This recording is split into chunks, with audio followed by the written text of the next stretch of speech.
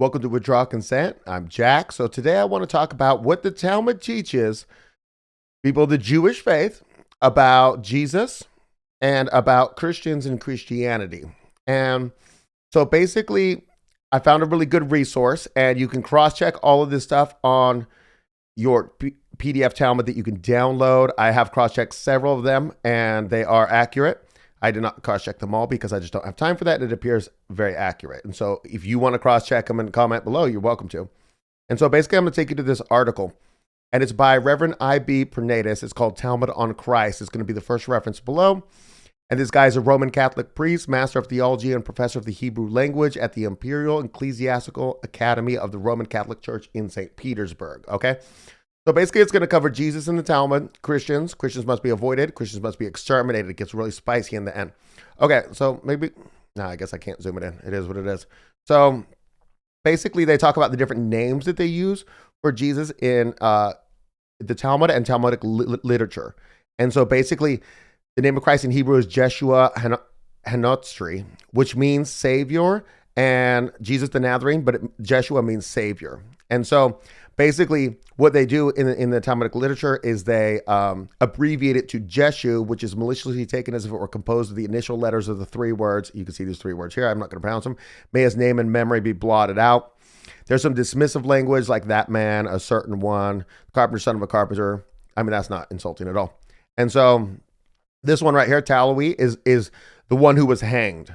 So basically, Maimonides, who's famous from the Sephardic Jews in Spain, refers to the fact that it was forbidden to take part in Christian feasts of Christmas and Easter because they were celebrated on account of him who was hanged. And then another guy talks about Emperor Constantine's banner, and he says, who made the change of religion and placed the figure on the one who was hanged on his banner. So they call him the one who was hanged. Little insulting, not bad though. Okay, now let's talk about the life of Christ. So the Talmud teaches that he was illegitimate and conceived during menstruation. And so here's a quote. In the secret books, which are not permitted to fall easily into the hands of Christians, they say that the soul of Esau came into Christ.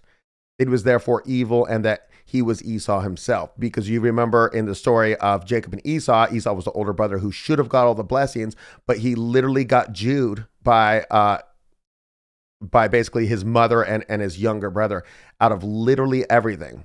And then he ended up founding the Edomites, which were always opposed to Israel until Israel converted them and became Edomites themselves. So, they just mixed with them fully, which is forbidden in the Bible. So he's called fool and insane in Shabbat 104b. They, the elders, said to him, Eliezer, he was a fool, and no one pays attention to fools. Okay, so the Jewish teaching is that Jesus was a fool.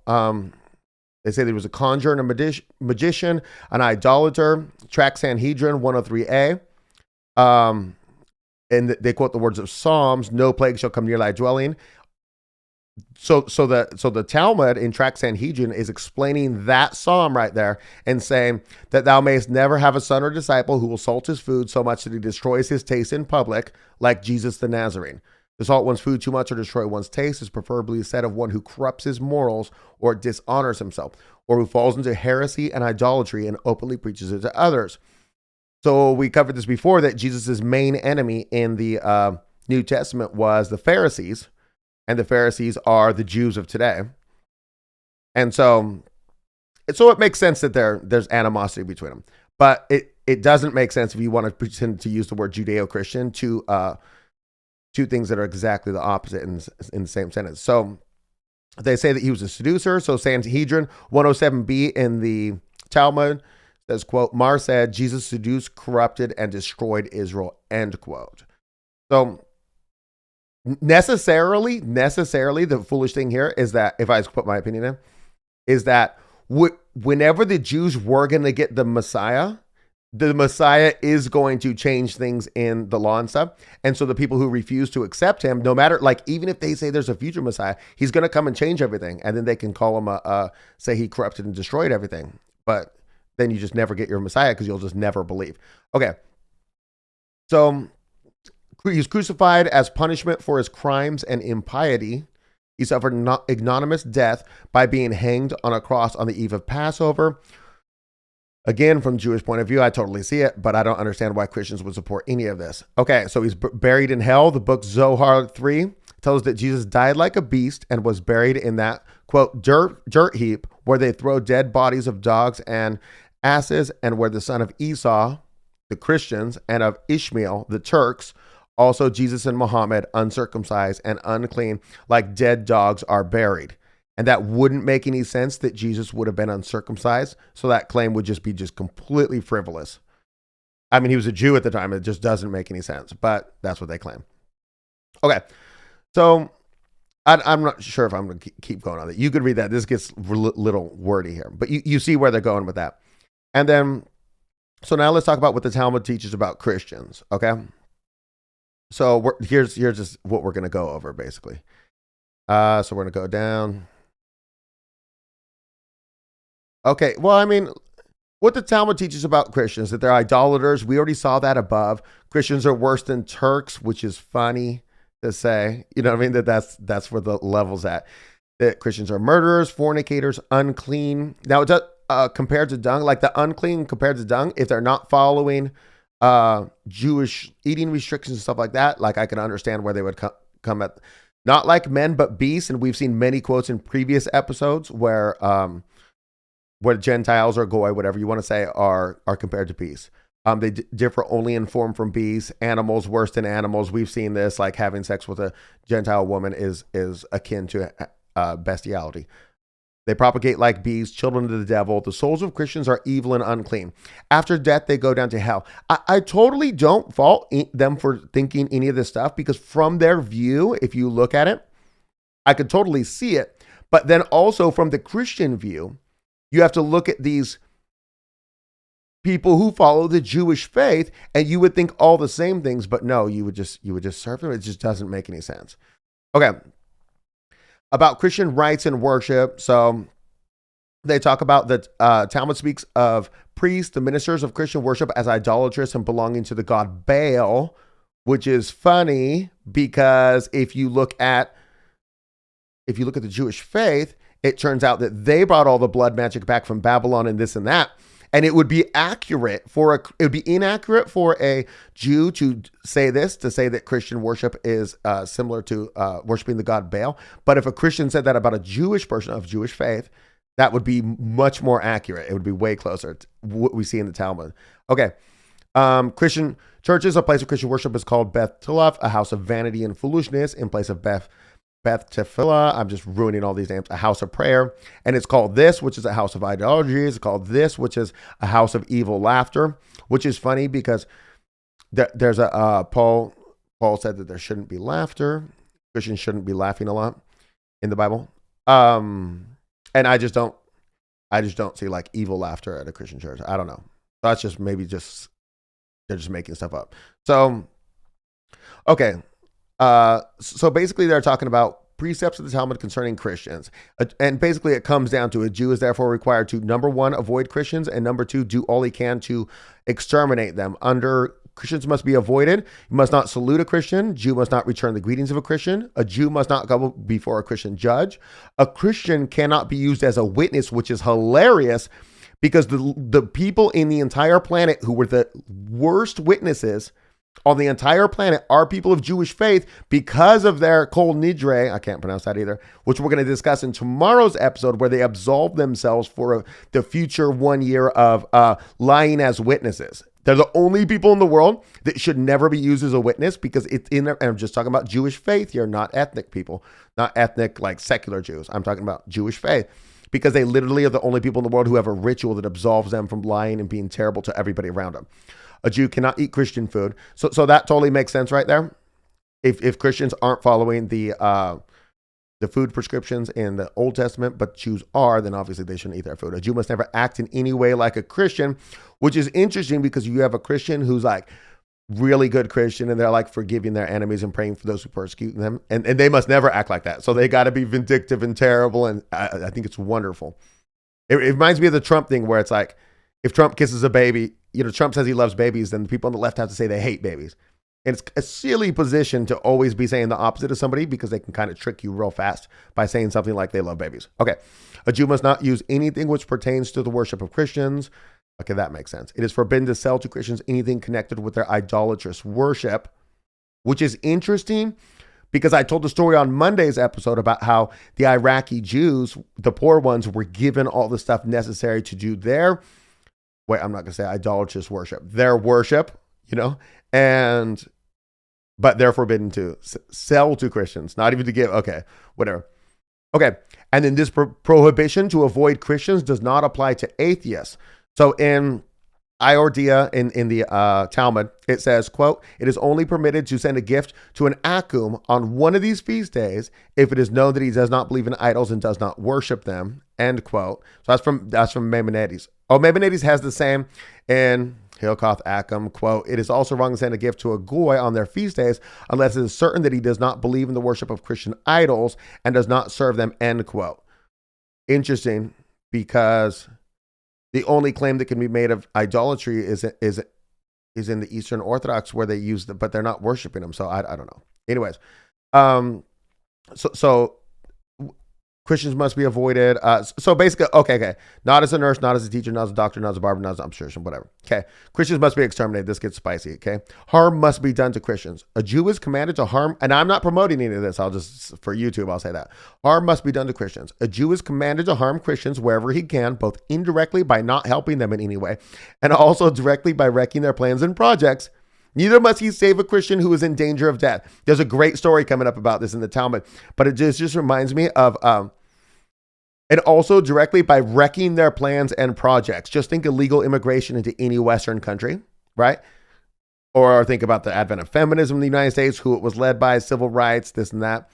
You could, communism, just look at all the bad things, see who's leading them. Okay. Good must not be done to Christians. I just can't.